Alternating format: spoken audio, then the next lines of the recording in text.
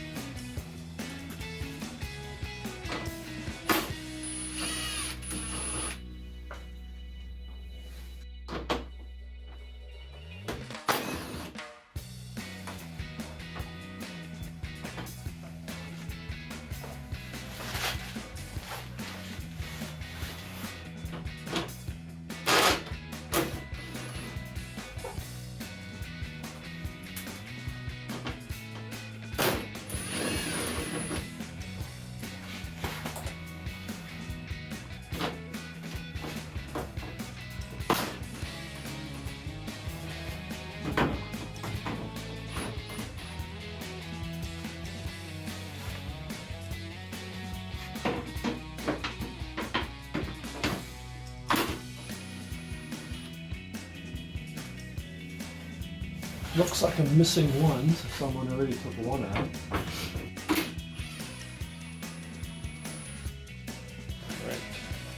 So we've taken all the screws out of the underside of the hood, but there's about 5 plastic clips in these locations that need to be pulled out. If I understand correctly, they're positioned like so. So you want to take a flat plastic trim tool and kind of pry outwards.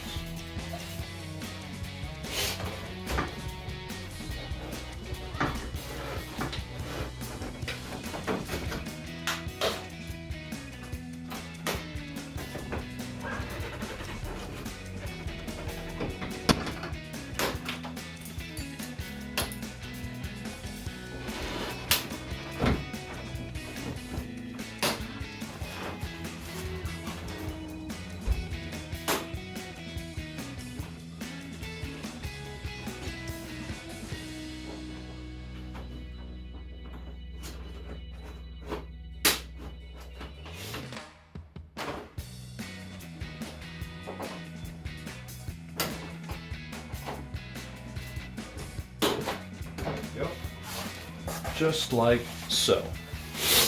You'll see a bunch of my clips are still stuck in there. You can expect every time you try and remove the grill, you'll lose a bunch of these clips and they'll break. Okay, so we've got the 2 grills, the old one and the new one side by side. You'll see that the old one has this steel support bar over here, which needs to be transferred because this new grill doesn't have one. Let's go ahead and do that. The fasteners are T25s.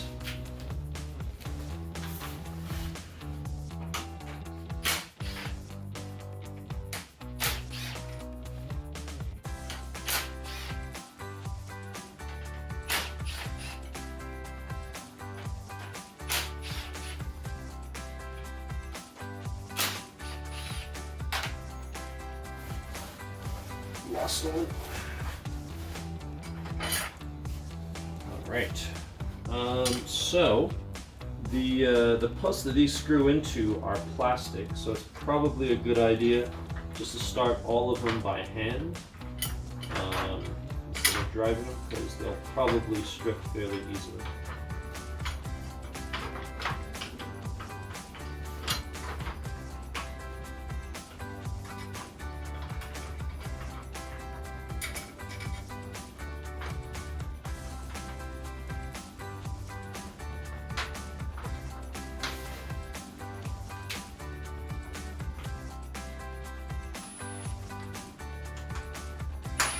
I'm just starting them so that I don't I get them all lined up before I fasten them all down.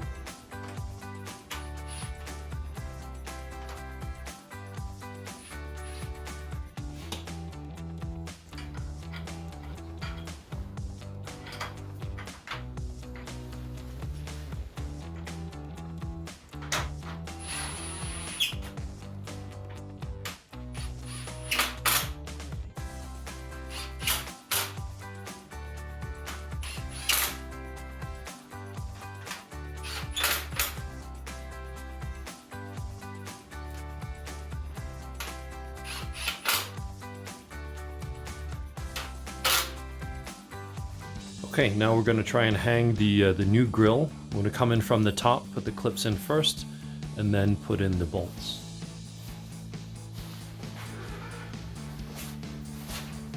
It's probably easiest to start from one of the sides. Just going to make sure also that the bolt holes from below.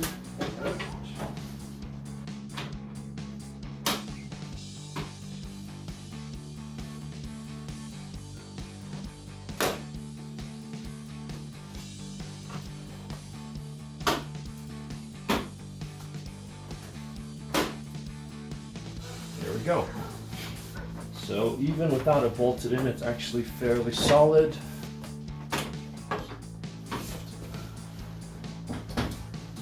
There we go. So finish the bolting up. So the 2 bolts, they go into the bracket support on the bottom. I would put those in first because those are going to give this whole thing stability. And as you notice, when I tried to lift the hood there, I almost yanked the new grill free of the plastic clips. That's much better. So we put the clips in, and then I carefully flipped up the hood just to make sure that it was all in there. We're going to put in the rest of the fasteners. For now, we're going to first put in the two 10 mil bolts that go on the bottom, because that'll give it a lot more stability. So we're not afraid of cantilevering, damaging the plastic bits of the new grill.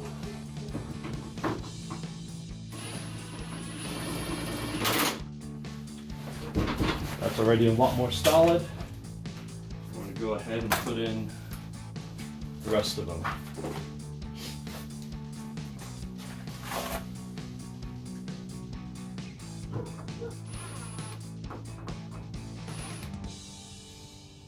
It appears the original bolts that came with the grill do not fit. The new grill does come with a bag of bits, among which is a new bag of bolts. So a new bag of nuts. Open those and use those instead. Are these still 10 mils? Indeed, they are still 10 mils.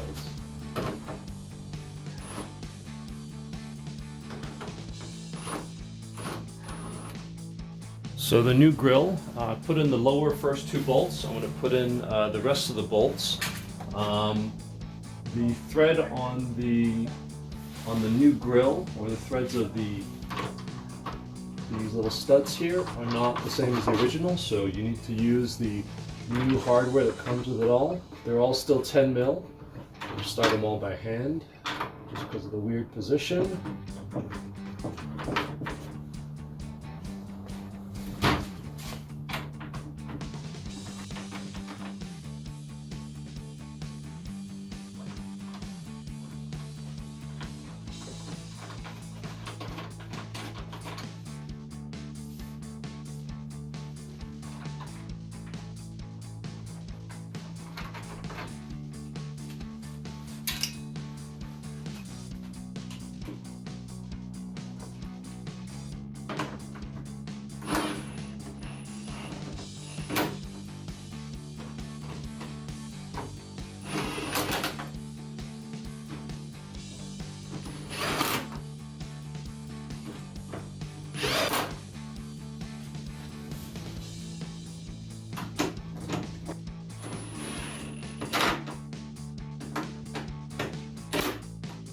Okay, so the structural bit of the install is complete at this point. The rest is electrical. You'll notice in your package there's a wiring harness that looks a bit like this.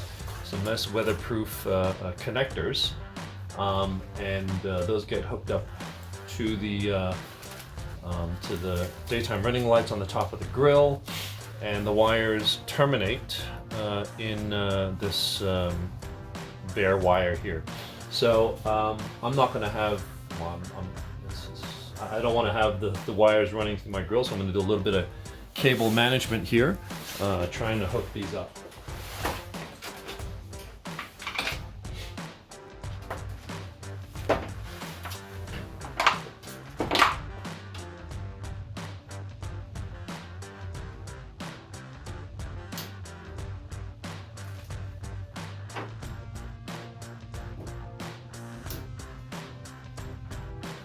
This one, I think I actually want to route back here. Make it a little bit tidier and go through.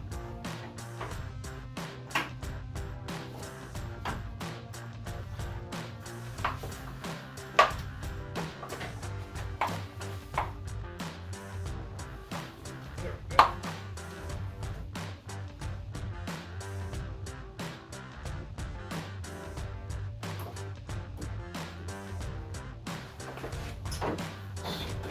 Something like this. I'm going to tie up the rest of those wires. Zip ties shortly here.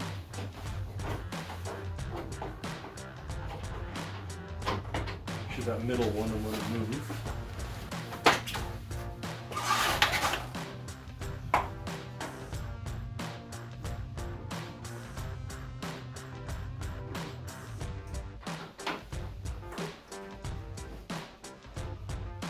And ground it behind the passenger light.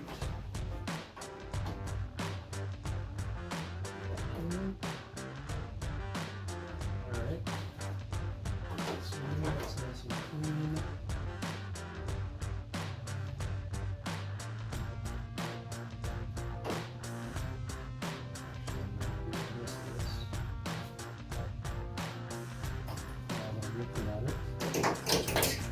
I want this to go behind this post.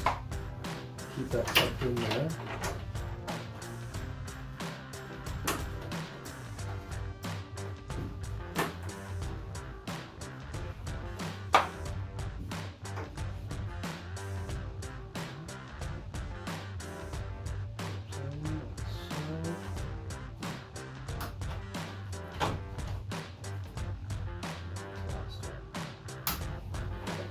So then when we tuck all these wires, it'll be nice and neat out of the sight line. I have a little trim tool here. This will all get eventually tucked when I finish up the fastening here. This wire will go here, and I want it to run down like so, which means I need to get in here. I've got some other remaining electrical stuff in here, but take a trim puller,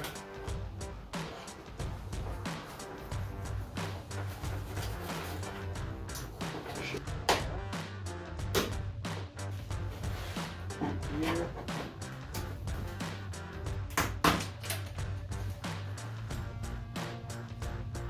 And it still looks good. Back here. There we go. So in taking off that under the hood heat shield material, this material, I popped out these two trim fasteners. I was only able to find one, so that would go back in. And I did find another one from my parts bin, which is approximately the same size. So let's see if it'll fit. It will not. So I guess we're going to go with one. I'm just going to go to get somewhere else at some point. Okay, so this is a different wire from a different project. That's for the camera, which I'll fix at some point. This is the line that comes from the daytime running lights on top of the grill. Now, maybe it makes sense at this point just to give it a function test. I'm going to turn the camera up so you guys can see the backs of the lights. I'm going to just plug them into the, or touch the bare wires to the battery here just to make sure everything actually works. Okay, so we've got the line run from behind the heat shield material, which is going to run approximately along this line here, on top of the battery cage, behind the windshield washer fluid, and it's going to come down to the headlight. Now obviously we need to tap into the back of the headlight, and that means removing the actual headlights themselves. The way I routed it, I wanted to do it through the passenger side because my driver's side is well aligned so that it doesn't actually blind anyone, and every time you move one of these you have to realign them. So just to make things a little bit less critical for now, I'm going to tap it into the passenger side one. You need a trim puller to pull out this one here. I've actually replaced these. The factory ones have a Phillips head screw which strips out all the time. There's if it doesn't want to come out, take a knife, a razor, and just try and pry it out a little bit as you're turning the Phillips head out, and that'll pull it out.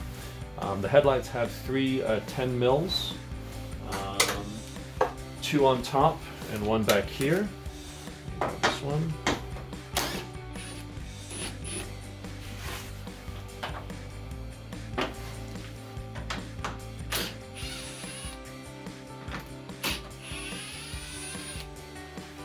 For this next part, for the headlight removal, I'm going to use one of these curved trim pull tools. The nuts on or the bolts on top and the one on the side we've taken. The only thing that's holding it in is these two clips on the edge of the headlight over here. This may or may not fight me. I guess we'll find out. Insert the tool on the side. Gently pry forward, and you're pulling towards you. Wasn't so bad. You'll see that the clips, these clips here, those are what fight you. I think my one in there. Oh, I found the other trim piece for the headlight, for the heat shield. Perfect. So I'm gonna rearrange the camera so it's a little easier to see. So we've dislodged the headlight. The clips are still intact, but we want to tap the line we ran from the grill, and we want to use the supplied quick taps from the kit, and we want to tap the daytime running lights. Now the daytime running lights, my headlights might look a little different from yours because I have aftermarket projectors, but the one on the outside that goes to this orange, that's the daytime running light, and that should have two connectors or two wires that you're going to tap. I'm actually going to I have to reset here because I need to resettle this. So it's probably easiest if you just disconnect all the lights to work on this, or else you're trying to cradle the headlight while this is all going. So the turn signal bulb is just a twist, so you just twist it. It's keyed, so you can't put it in a different way. Your connector is going to look exactly the same, except your tab here won't be broken. So you press down this tab, then you wiggle the connector out, and then you can just disconnect the headlight altogether. Now working on the daytime running light is a lot easier. So the daytime running light is this one with the blue gasket on it. Using one of these quick taps is pretty easy. I'm going to actually run this wire through here, because that'll give me the most room to work through this, and I'll route this behind the battery at some point. But we're going to essentially tap each one of these in a slightly different spot. So the way these quick taps work is you put that over, you slip in the wire that you want to tap, like so. You get it all the way. Use a little trim tool just to give a little push in there. Okay, there we go. I'm going to get it on the one side with that. Now you probably want to do both of them at the same time, because what tends to happen is if you have them side by side exactly like that, it gets kind of bulky, so it's nice to be able to stagger them and position them. So that's why I tend to do that like so. Trying again with the gloves, or without the gloves.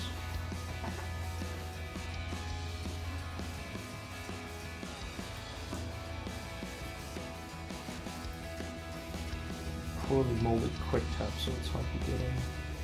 There we go. Okay, now we're in business.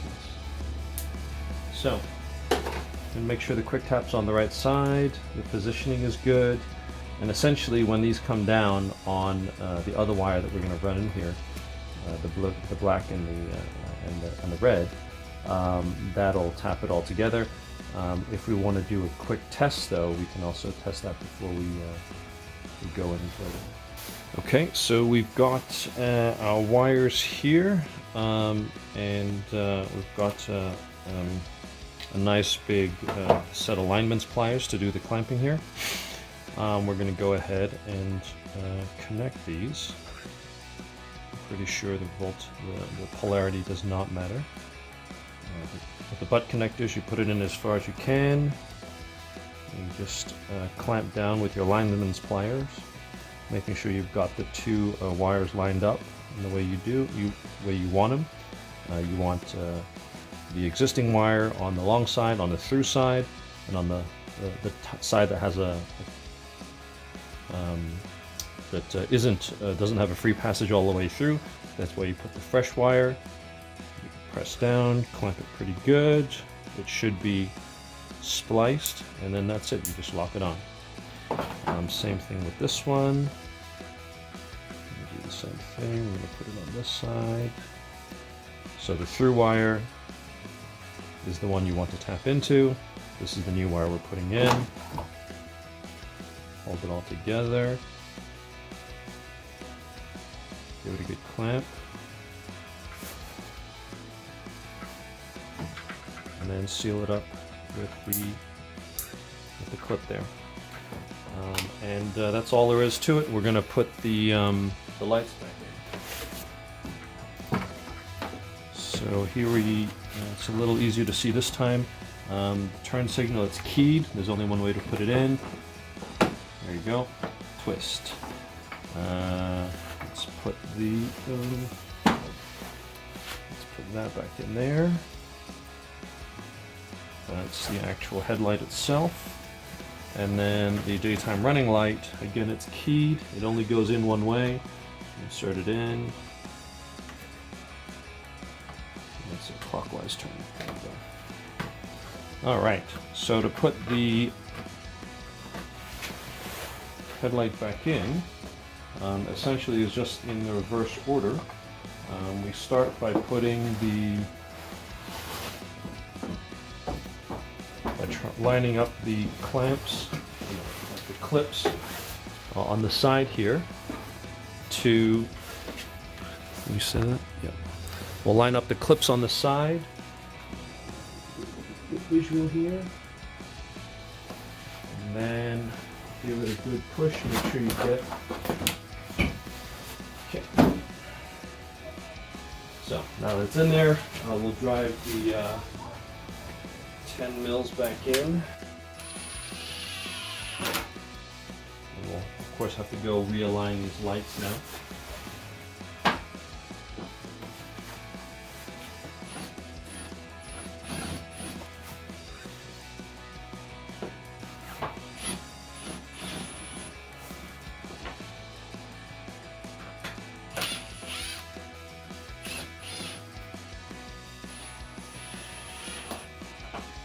Okay, and then you want to put this water flap back in place, and then in your case, maybe the Phillips fastener of Satan or that. I'm going to do a little bit of cable management up top here with some zip ties, and I guess I'll show you guys that as well. So we're going to finish up here with a little bit of cable management. And basically run this behind the battery compartment here.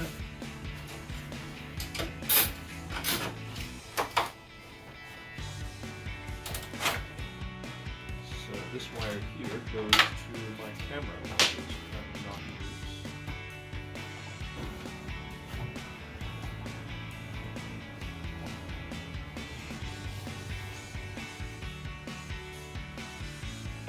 Be a bit of a pain when we change the air strut, but at least it'll give it enough cable relief that we won't have any issues.